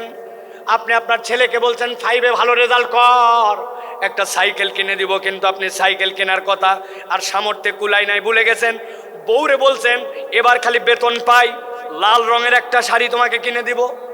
এরপরে কত বেতন গেল, কিন্তু শাড়ি কেনার খেতা বা সামর্থ্য অনেক সময় হিসাবে মেলে না। আমরা ওয়াদা করি, কিন্তু অনেক সময় ওয়াদা আমরা রাখতে পারি না। এরকম আমাদের জীবনে হয় কিনা? কিন্তু আল্লাহ বলতেছেন বান্দা আমার জন্য ওয়াদা করা লাগে না, ফাআলুল লিমা ইউরিদ। আমরা আল্লাহর ব্যাপারে বলি ইন্নাকা লা তুখলিফুল মিআদ, আমার রব কখনো ওয়াদার ব্যতিক্রম করেন না। কিন্তু সে আল্লাহ বলছেন ওয়াদাল্লাহ, আল্লাহ ওয়াদা করতেছেন আল্লাযীনা আমানু, যারা ঈমান আনবে। 2 নম্বর ওয়ামিলুস সলিহাত, ঈমান আনার সাথে সাথে আমলে সলে করবে। মিনহুম মাগফিরা, আমি রব্বুল আমিন তাদেরকে ক্ষমা করে দিব। ওয়া আজরান আযীমা, আর আমি রব তাদের জন্য বিশাল প্রতিদানের ব্যবস্থা করব। কথা সহজ, কিন্তু বুঝে ঘাটতি আছে আমাদের ধারণা। আমরা তো আলহামদুলিল্লাহ ইমানদার, ঠিক না ভাই? আলহামদুলিল্লাহ ইমানদার, আমরা ইমান আনছি। এবার যদি জিজ্ঞাসা করে আমলে সলে করেন, নেক কাজ করেন, বুক ফুলায় বলবে করি, মানে নামাজ বাদ দেই না, রোজার সময় রোজা করি, হজ যাকাতও দেই সুযোগ থাকলে, বলি কিনা আমরা? প্রিয় ভাই ভালো করে বুঝে যান, ভালো করে অন্তর দিয়ে কথাগুলা বুঝে যান। আপনি আমি মনে করি নামাজ রোজা হজ যাকাত এইগুলা বোধহয় নেক কাজ। আমি আপনার কাছে ধারণা পরিষ্কার করতে চাই, নামাজ রোজা হজ যাকাত নেক কাজ, কিন্তু এইগুলা একমাত্র নেক কাজ নয়। বলবেন হুজুর এটা কেমন কথা? একটা ছেলে স্কুলে ভর্তি হয়েছে, ওই স্কুলের ইউনিফর্ম আছে, ড্রেস, ওই স্কুলে 70% উপস্থিতি লাগে, ওই স্কুলে প্রথম সাময়িক পরীক্ষা দেওয়া লাগে, দ্বিতীয় সাময়িক দেওয়া লাগে, ফাইনাল লাগে, পাস মার্কের জন্য 33 লাগে। এইটা যদি না হয় তাহলে ওই ছেলেকে ওই স্কুলের মধ্যে রাখে না। এটা যদি স্কুলের নিয়ম হয়, তাহলে আপনি যদি ইসলামকে একটা স্কুল মনে করেন, ইনস্টিটিউট মনে করেন, নবীজি বলছেন বুনিয়াল ইসলাম আলা খামসিন, ইসলামেরও একটা বেসিক আছে, যেই 5টা কাজের না থাকলে ইসলামের আর ভিত্তি থাকে না। তার মধ্যে আল্লাহর প্রতি শাহাদাত, এরপরে সালাত, এরপরে আপনার জন্য যাকাত, এরপরে সম, এরপরে আপনার জন্য আল্লাহর জন্য হজ। এই যে কাজগুলি, এইগুলা ইসলামের বেসিক। এখন আপনি এইগুলা কাজ 33 মার্ক। এখন কোনো বান্দা যদি বলে এইগুলাই করি মানে আমি ভালো কাজই করি, এর বাইরে আর ভালো কাজ নাই, আপনার বুঝের মধ্যে ভুল আছে। এইটা ভালো কাজ, তবে এটা 33 মার্কের কাজ, এইটা না করলে আপনি মুসলমানই থাকেন না, ঠিক না? কিন্তু আমাদের যশোরে অনেক লোক নামাজ পড়ে না, ইমান ঠিক আছে, আছে না, আল্লাহর কিতাব ঠিক মতো মানে না, কিন্তু ইমান ঠিক আছে, আছে না? বলছে আমানতু বিল্লাহি ওয়া মালাইকাতি ওয়া কুতুবিহি, আমি আল্লাহর কিতাবের সব বিধান মানি, আল্লাহর কিতাব যা আছে তার প্রতি আমি বিশ্বাস করি, আমি আল্লাহর কিতাবকে গ্রহণ করে নিলাম। কিন্তু ওই লোককে যদি বলা হয় নামাজের ইসলাম মানলেন, রোজার ইসলাম মানলেন, কিন্তু আল্লাহর জমিনে আল্লাহর বিধান দিয়ে শাসনটা হোক, এই কথা বললে তখন বলে বক্তা দল করে, আছে না? এইরকম মুনাফিক মার্কা অনেক মুসলমান আছে। তার মানে বোঝা যায় আপনি আপনার ঈমান এখনো বোঝেন নাই। আমি আপনার কাছে জিজ্ঞাসা করব, বুঝে থাকলে বলেন তো, কোন লোক কোরআনুল কারীম নিছে, কোরআনুল কারীমের সে বলছে 15 পারা পর্যন্ত আমার মোটামুটি ক্লিয়ার, বাকি 15 পারা এখনো পড়া হয় নাই, তবে 15 পারার ব্যাপারে আমার কোনো মন্তব্য নাই, বাকিগুলো আমি দেখে শুনে সিদ্ধান্ত নিব, তাহলে সে হচ্ছে 50% মুসলমান।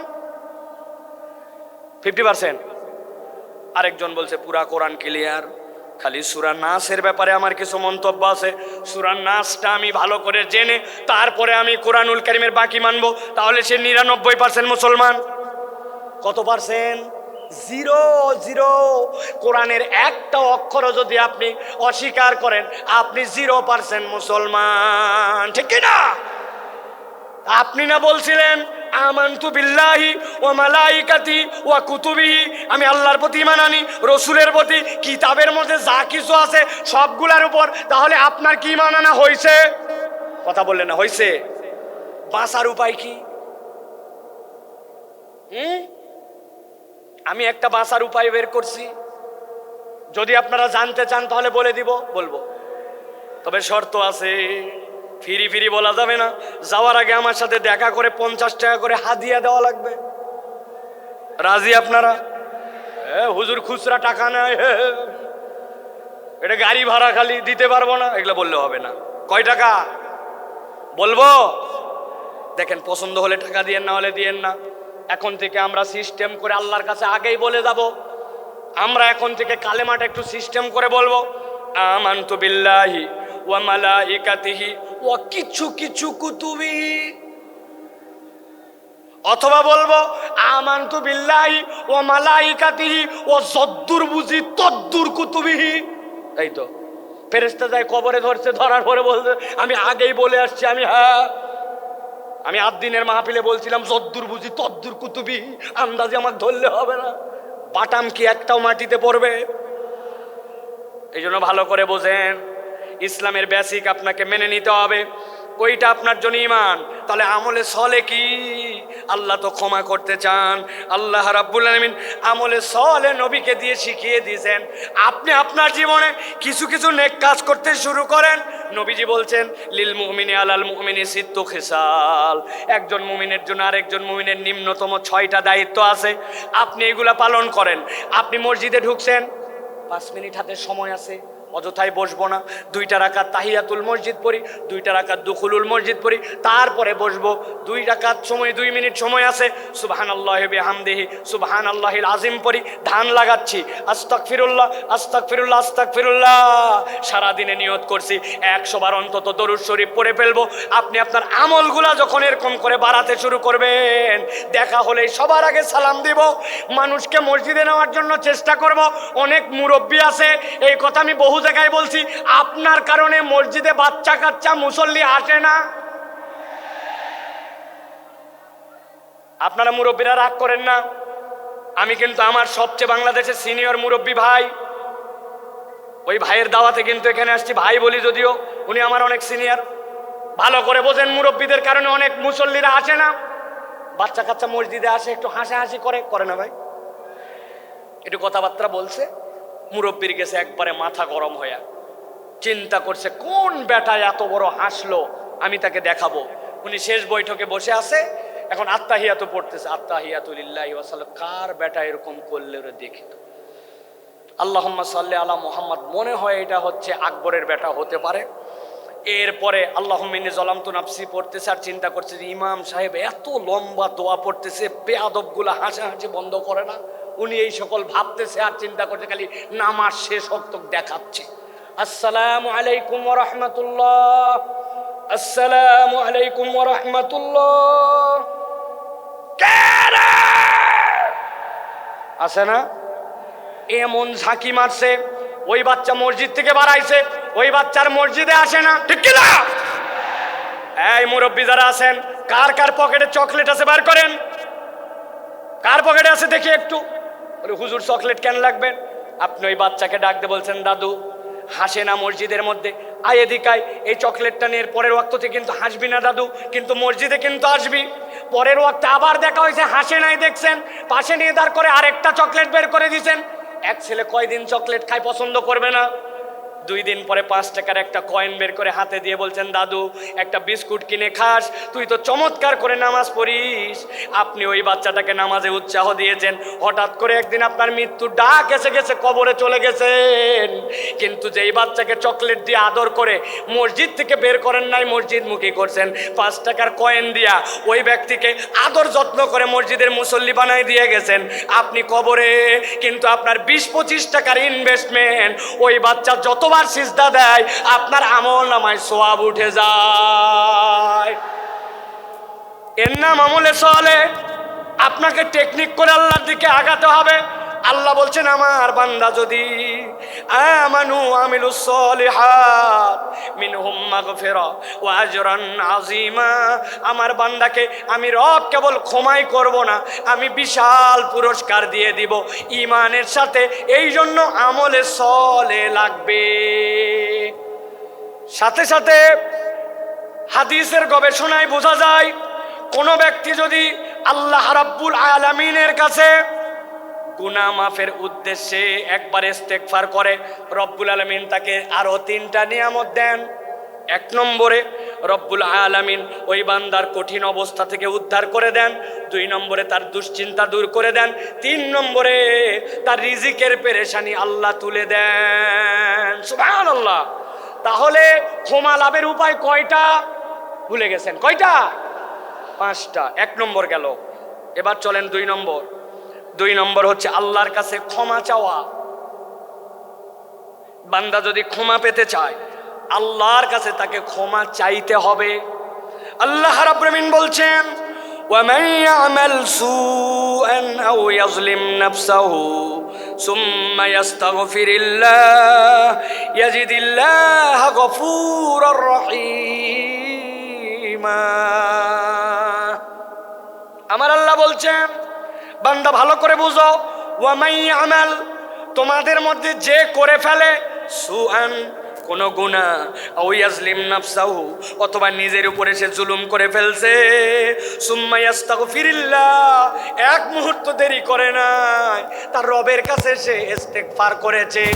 আল্লাহ বলছেন কেউ যদি আল্লাহর কাছে ইস্তেগফার করে ইয়াজিদিল্লাহ গফুরার রাহিমা, আল্লাহর কাছে ইস্তেগফার করলে আল্লাহকে সে দয়াময় ক্ষমাশীল হিসাবে পাবে। সুবহানাল্লাহ। আল্লাহ চান আমার বান্দা আমার কাছে মাপ চাক, কিন্তু ওই মাপ চাওয়াটা যেন মাথা খাটানো মাপ চাওয়া হয়, ওই মাপ চাওয়াটা যেন ঠোঁটের মাপ চাওয়া না হয়, ওই মাপ চাওয়াটা যেন স্বয়ং বেয়াদবি না হয়। অনেক সময় বাচ্চা কাচ্চাকে বাপ মা কারোর সাথে বেয়াদবি করলে বলে বল সরি বল, সরি বল, ওই বাচ্চা এমন ভাবে সরি বলে, সরি বলাটাও একটা বেয়াদবি, সরি এমন ভাবে বলছে। তো আমরাও অনেক সময় আল্লাহর কাছে বেয়াদবের মতো মাপ চাই। আপনারা বুঝতে পারেন নাই আমার কথা, জন্য এই কথাটার সাথে সাড়া দেন নাই। আমরা আল্লাহর কাছে অনেক সময় বেয়াদবের মতো মাপ চাই। ঠিক বলছেন যারা বোঝেন নাই। এক্সাম্পল দিয়ে বুঝাই। ইমাম সাহেব সালাম ফিরাচ্ছে, খেয়াল করেন, আসসালামু আলাইকুম ওয়া রাহমাতুল্লাহ, নামাজে আসসালামু আলাইকুম ওয়া রাহমাতুল্লাহ আছে। আপনি কি বলছেন আল্লাহর কাছে? আরেকটা বুঝাই।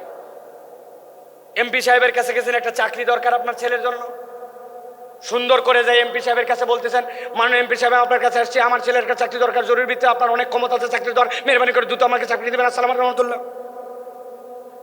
এমপি সাহেব বলছে পাগলটা কোত্থেকে আসছে রে, এটা আস্তা বেয়াদব। কথা বললেন না, অত দূর গেলাম না, আমি হুজুরের কাছে আসছেন, হুজুর আমার ছেলেটা অসুস্থ, আমার ছেলের জন্য আপনি দোয়া করবেন, মানে করে আসসালামু আলাইকুম ওয়া রাহমাতুল্লাহ। হুজুর বলবে কি রে, পাগল না ছাগল রে, আমার কাছে এত জোরে এসে দোয়া চাচ্ছে। আপনি হুজুর, আপনি এমপি সাহেব, আপনি লোকের কাছে যদি এরকম করে চান তাইলে ওই লোক আপনাকে বেয়াদব বলে। আর আল্লাহর কাছে আমার প্রয়োজন, কিন্তু আমি এমন ভাবে আল্লাহর কাছে চাই, 2টা মিনিট হাতের সময় নাই, মনোযোগ দিয়া কায় মনোবাক্যে দিল লাগায়া আল্লাহর কাছে সিজদায় পড়ে 5 মিনিট 10 মিনিট ধরে কেঁদে কেঁদে আল্লাহর কাছে আমরা মাপ চাই না, অথচ আমার গুনাহ খাতার কোনো শেষ নাই। আপনাদের অবস্থা জানি না। আজকে সকাল থেকে আমার গুনাহ যদি আমার কপাল দিয়ে লেখা হতো নিয়ন সাইনের মতো, স্টেজে উঠতে দিত না। অনেক মুরব্বী মানুষ মনে করছে বোধহয় মুরব্বীর দাড়ি পেকে গেছে, গুনাহ নাই। একটা মহিলা তার সামনে দিয়ে চলে গেছে, অন্তরের মধ্যে এমন কথা উদয় হয়েছে, ওইটা যদি বাহিরের মানুষ জানতো দাড়িওয়ালার আর ইজ্জত থাকতো না। জানা গুনাহ, অজানা গুনাহ, ভুলে যাওয়া গুনাহ, আমার আপনার আমল নামায় গুনার কোনো শেষ নাই। কিন্তু আল্লাহর কাছে কায় মনোবাক্যে দিল দিয়ে 5 মিনিট চাওয়ার মতো সময় নাই, ঠিক কিনা? এই জন্য বলছি, আমি এমনি এমনি বলি নাই যে আল্লাহর কাছে বেয়াদবের মতো চাওয়া যাবে না। ক্ষমা চাওয়া মানে কি খালি আস্তাগফিরুল্লাহ আস্তাগফিরুল্লাহ আস্তাগফিরুল্লাহ, এটা নয়। আপনি দিল থেকে অনুতপ্ত হইয়া আল্লাহর কাছে চাওয়ার মতো যদি চান, আমি মাঝে মাঝে বলি, আপনাদের কাছেও বলি, ও ভাই আপনার নামাজটাকে একটু সুন্দর বানান। আমি নামাজ সুন্দর বানানোর জন্য একটা শুধু পরামর্শ দেই, আজকের থেকে শপথ নেন, আপনার জামাত ছাড়া ব্যক্তিগত যত সুন্নত নফল আমি 7 তাসবির নিচে রুকু সিজদা আর দিব না। রাজি? সুবহানাল্লাহ সুবহানাল্লাহ সুবহানাল্লাহ সুবহানাল্লাহ সুবহানাল্লাহ সুবহানাল্লাহ, এরকম 60টা তাসবিহ পড়ব রুকুতে, সুবহানা রাব্বিয়াল আযীম সুবহানা রাব্বিয়াল আযীম সুবহানা রাব্বিয়াল আযীম, এরকম করে 60টা তাসবিহ রুকুতে, 60টা তাসবিহ সিজদাতে।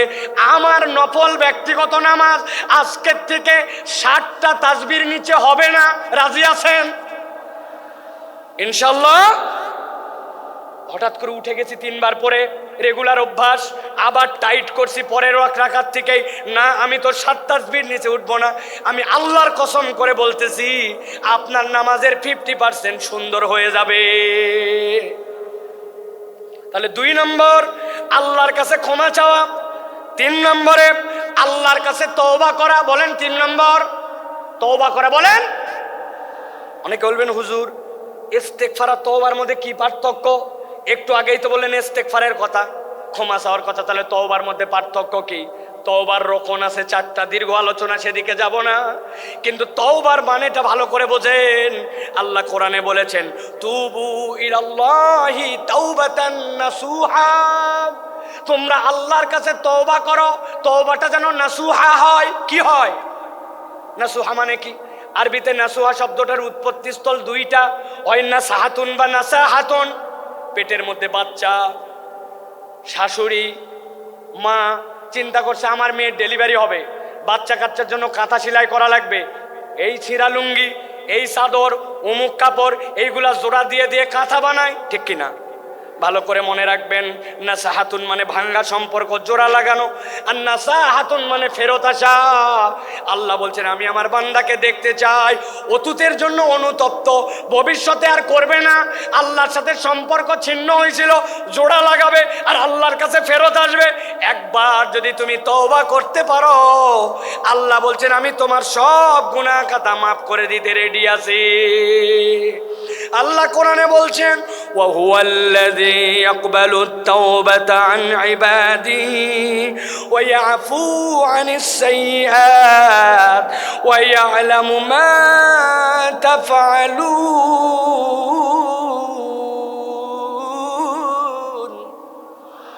আমার আল্লাহ বলছেন, ওয়া হুয়াল্লাযী ইয়াকবালু আত-তাওবা, তিনি তো সেই রব যিনি তওবা কবুল করেন আন ইবাদিহি, তার না বান্দা এগুলা। আল্লাহ বলছেন ওই আফু আনিস সাইয়্যাত, আর তিনিই তো তার দোষ ত্রুটিগুলা ক্ষমা করে দেন। ওই আলামু মা তাফআলুন। যুবক রে, মোবাইলে এমবি কিনে রাত্রে কি দেখেছো? বাহিরে জুব্বা টুপি লাগায়া ঘুরছো, মানুষ হুজুর হুজুর বলছে, কিন্তু নামাজের অবস্থা কি ছিল, আমলের অবস্থা কি ছিল, ভিতরের অবস্থা ছিল কেউ জানে না। আল্লাহ বলছেন মৃত্যুর খাটলি সকলের কাছে লেগে যাবে, কিন্তু আল্লাহ সব জানেন। আল্লাহ চান আমার বান্দাকে আমি ক্ষমা করে দেই, এই জন্য আল্লাহ বলছেন বান্দা যেন আল্লাহর সাথে ভাঙা সম্পর্ক জোড়া লাগায়, আর আল্লাহর কাছে যেন বান্দা ফেরত আসে। সুবহানাল্লাহ। ভাঙা সম্পর্ক জোড়া লাগায় তওবা করে করে যদি আল্লাহর কাছে ফেরত আসে, আল্লাহ কেমন পছন্দ করেন।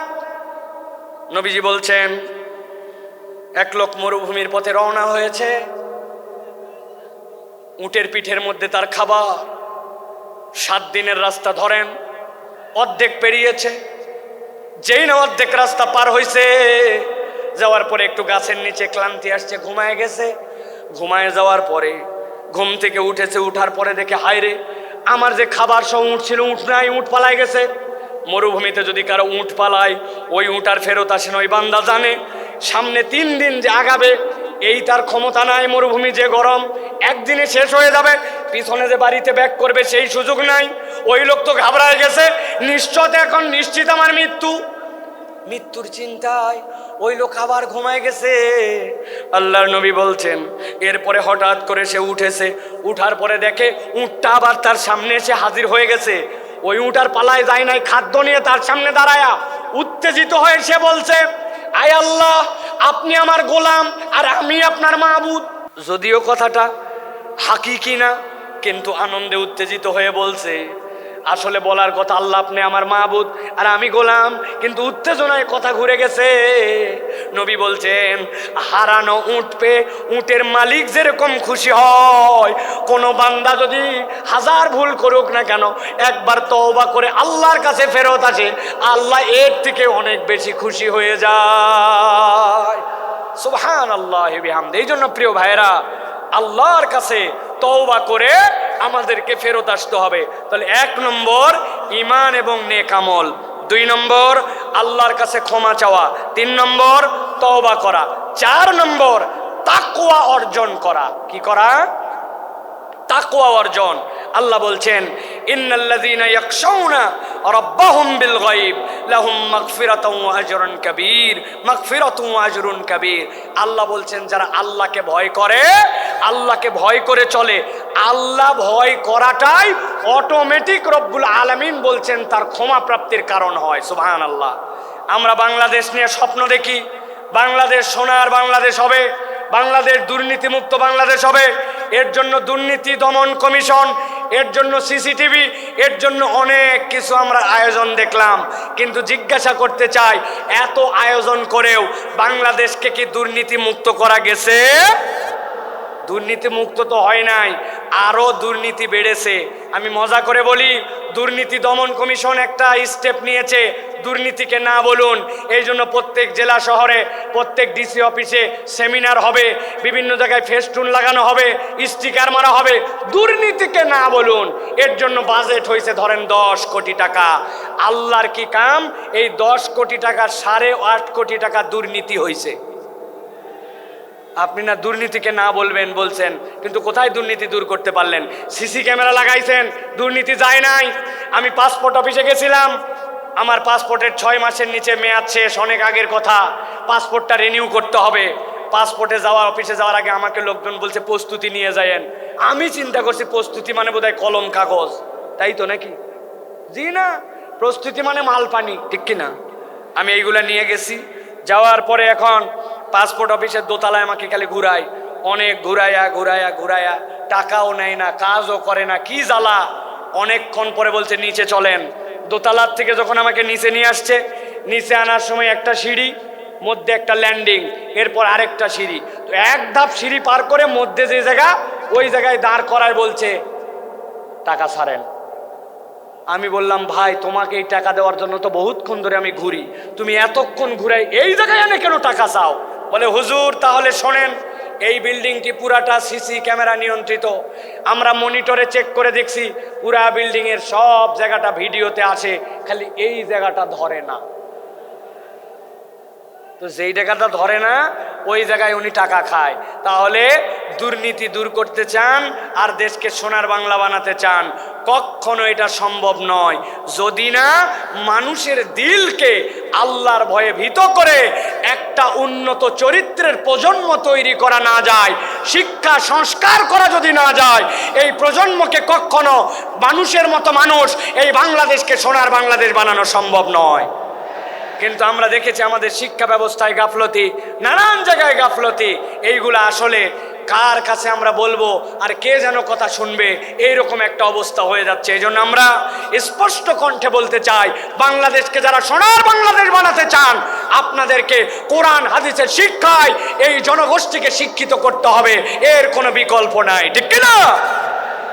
আল্লাহ রাব্বুল আলামিন সর্বশেষ বলছেন 5 নম্বরে তোমাদের জন্য, যারা ক্ষমা পেতে চাও তোমাদের উপায়টা হচ্ছে 5 নম্বরে। 1 নম্বর ঈমান ও নেক আমল, 2 নম্বর আল্লাহর কাছে ক্ষমা চাওয়া, 3 নম্বর তওবা, 4 নম্বর তাকওয়া অর্জন, 5 নম্বর আল্লাহর জন্য দান খয়রাত করা। কি করা বলেন না, কি করা? আমরা কৃপণ হয়ে গেছি, আমাদের হাত খোলে না।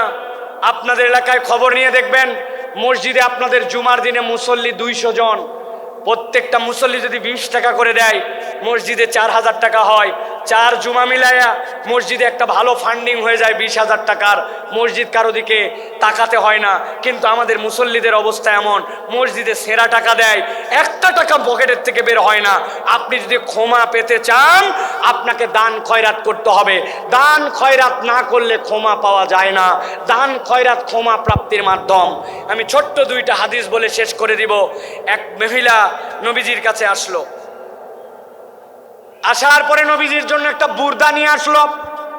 বুর্দা মানে এমন একটা চাদর, পাশ দিয়ে ঝালর লাগানো। মহিলাটা ইয়ামেন থেকে সেই চাদর নিয়ে আসছে।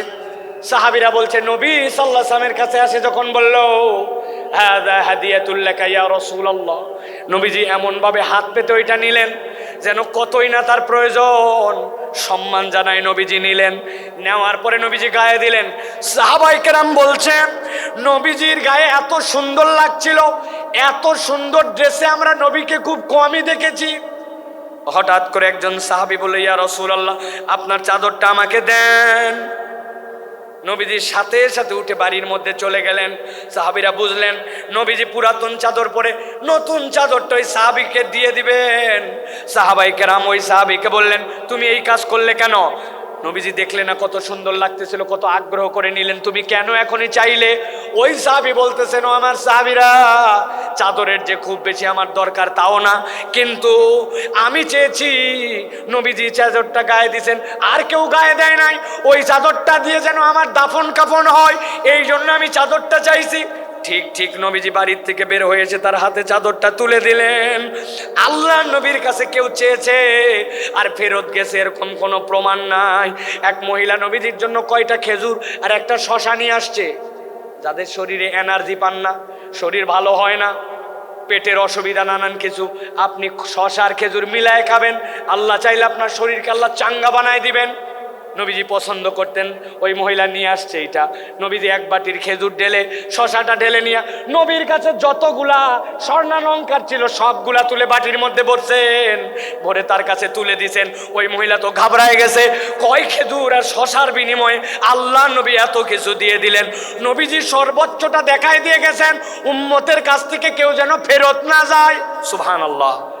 অতএব আপনি যদি আল্লাহর কাছে ক্ষমা পেতে চান, দান খয়রাত আপনাকে বাড়াতে হবে।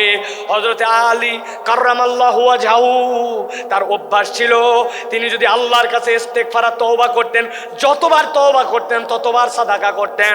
নিয়ত করছি ফজরের নামাজ আর বাদ দিব না, কিন্তু বাদ হয়ে গেছে। তওবা করছি আল্লাহ আগামী কালকে থেকে ঠিক করব, কিন্তু 100 টাকা পানিশমেন্ট দিয়ে দিছি। আল্লাহর কাছে বলছে আর মিথ্যা কথা বলবো না, আবার ফট করে একটা মিথ্যা বের হয়ে গেছে। নিয়ত করছি 2 রাকাত নামাজ পড়বো আর 100 টাকা দান খয়রাত করব, তওবাও করছি সাদাকাও করছি। এটা আলী রাদিয়াল্লাহু তাআলা আনহুর চরিত্র ছিল। এই জন্য আল্লাহর কাছে যদি ক্ষমা পেতে চায়, মুসলমানের চরিত্র কৃপণ হবে না, মুসলমানের চরিত্র হবে হাত খোলা। সুবহানাল্লাহ। একটা ফকিরের অনুভূতি বলে আজকের কথা শেষ করব। এক মালদার লোক, তার কাছে এক ফকির গেছে, যে বলছে কিছু দেন। ওই লোক পকেটে হাত দিয়ে দেখে মানি ব্যাগ নাই, বুক পকেটেও টাকা নাই, বিব্রত হয়ে গেছে। আহারে, আমি তো মানি ব্যাগ ছাড়া জামা নিয়ে বের হয়েছি। ফকির ডাক দিছে, ডাক দিয়ে গায়ে হাত দিছে, পিঠে হাত দিয়ে বলছে, বাবারে সত্যিকার কথা, পকেটে টাকা একদম নিয়ে বের হই নাই, ভুলে গেছি টাকা আনতে, মানি ব্যাগ আনতে মনে নাই, এই জন্য তোকে দিতে পারলাম না। বাবারে, এরপরে তুই চাইলে ইনশাল্লাহ তোকে দিব। এই কথা শুনে ওই ফকির দোয়া করতেছে ওই লোকের জন্য, আল্লাহ আপনাকে বারবার মানি ব্যাগ আর টাকা ছাড়া বের হওয়ার তৌফিক দান করুক। ওই লোক ঘাবড়ায় গেছে, কিরে আমার প্রতি কি রাগ করে এই কথা বললো নাকি, বদদোয়া করলো নাকি? যে কোনো একজন আজানের উত্তর দেন। আমার প্রতি রাগ করলো নাকি, বদদোয়া করলো নাকি? বলছে, বাবা তুই এই কথা বললি কেন, যে বারবার আপনি মানি ব্যাগ ছাড়া বের হন? ও বলতেছে, শোনেন, টাকা চাইলে তো কতকেই দেয়, ভালো মনে দেয়, খারাপ মনে দেয়, অনেক টাকা দেয়, কিন্তু আমরা যারা দরিদ্র মানুষ, হত দরিদ্র মানুষ, মানুষ আমাদের সাথে একটু সুন্দর করে কথা বলে না, কেউ একটু গায়ে হাত দিয়ে আদর করে কথা বলে না, টাকা চাইলে টাকাটা দেওয়ার সময় কেমন করে জানি দেয়। আমরা তো একটু ভালোবাসাও দাবি করি। তো আজকে আপনার পকেটে মানিব্যাগ না থাকার কারণে যে গায়ে হাত দিয়া মাথায় হাত দিয়ে আদর করে আপনি ভালোবাসা দিছেন, ওইটা আমার অনেক বেশি দরকার। এই জন্য দোয়া করছি আপনি মানিব্যাগহীন আসেন, তাহলে আমি আদরটা অন্তত পাবো। বুঝেন, সব সময় সব অভাবী মিসকিন কেবলমাত্র আপনার কাছে টাকা পয়সার ডিমান্ড করে না, ভালোবাসা চায়, সুন্দর কথা চায়, আদর চায়, স্নেহ চায়। এটাও আল্লাহর পক্ষ থেকে বড় একটা দান হিসাবে বিবেচিত হবে। অতএব আচরণ সুন্দর করি, দান সাদাকা করার চেষ্টা করি। ক্ষমা প্রাপ্তির এই 4টা গুণ। আর প্রথমে আপনাদের কাছে বলেছি আল্লাহর কাছে ক্ষমা প্রাপ্তির তালিকায় ওঠার জন্য, হেদায়েতের রাস্তা পাওয়ার জন্য 2টা সিঁড়ি। এই 2টার সমন্বয় করে যদি আমরা চলি, মৃত্যু আর জান্নাতের মধ্যে আমাদের কোনো বাধা থাকবে না ইনশাআল্লাহ। আমরা তাহলে আল্লাহর কাছে এই কথাগুলি অনুযায়ী আমল করার চেষ্টা করব তো ইনশাআল্লাহ। ইনশাআল্লাহ আল্লাহ কবুল করুন। আল্লাহুম্মা আমিন। হাযা মা ইনদি ওয়াল ইলমু ইনদাল্লাহ। সুবহানাকাল্লাহুম্মা বিহামদিকা আশহাদু আল্লা ইলাহা ইল্লা আনতা আস্তাগফিরুকা ওয়া আতুবু ইলাইক। ওয়াসসালামু আলাইকুম ওয়া রাহমাতুল্লাহি ওয়া বারাকাতুহু।